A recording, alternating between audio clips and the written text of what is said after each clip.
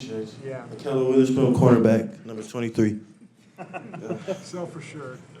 Uh, can you tell us about, I don't know, the Cornerback Summit, but who was there and what that experience was like for you? Yeah, it was me, Xavier Rhodes, Darius Slay, Aqib Talib, and Richard Sherman. It was very fun, man. Just learning from those guys, watching them. And one of the coolest things was kind of coming in and trying to find where I was going to get my respect.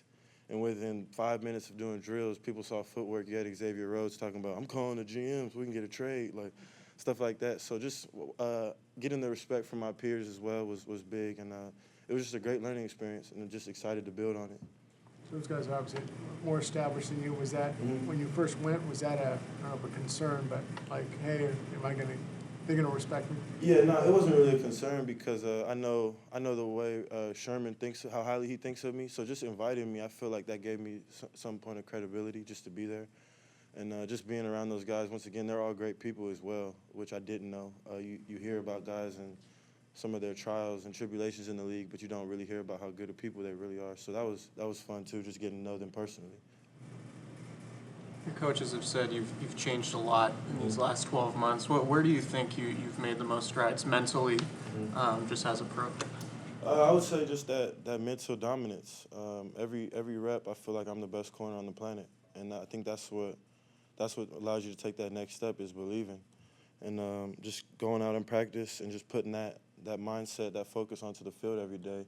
It just continues to allow you to grow.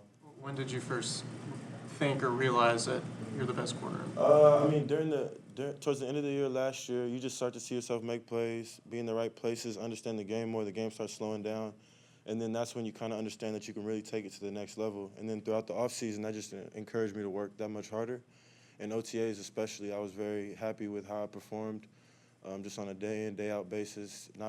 Didn't waver much, just very consistent uphill trend, and that's kind of what I want to take into camp going into the season. Feels like you have this confidence about you. I'm not sure if this came about in the same way that you just spoke about, but did that come into year two, or have you always kind of had that about you? I've had that subtle confidence about me, but I'm very controlled about it because I don't want to boast when I don't feel like all the pieces are there. So just going through the season last year and filling it out, I'm gonna let everything kind of come to fruition, get on the table, and then that's when I'm gonna really let that come out, which is the confidence that you guys are seeing now.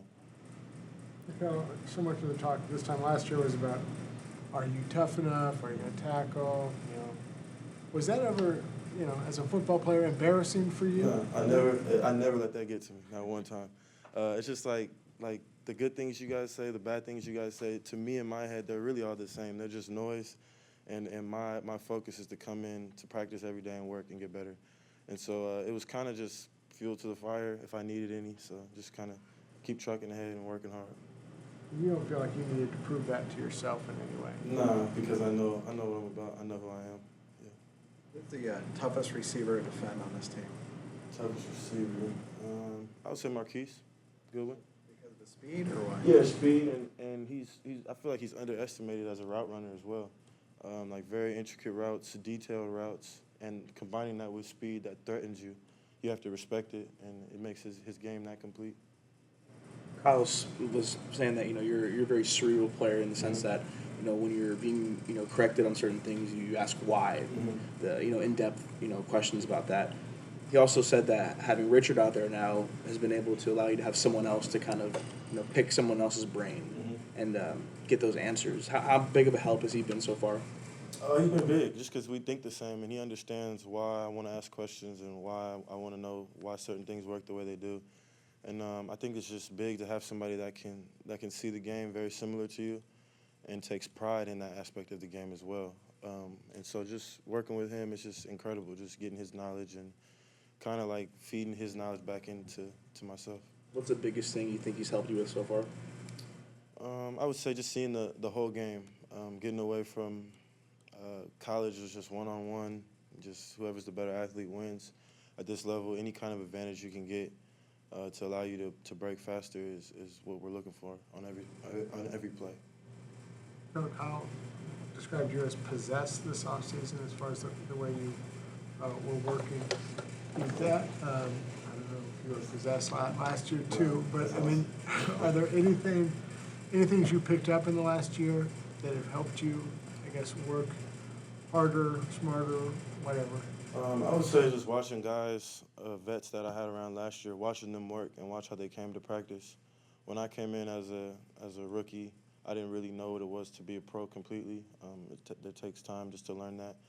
So watching guys like Eric Reed, who else was Tart, just watching how deliberate they are. I think that's where Kyle gets that word possessed. It's that serious. Every single rep is life or death.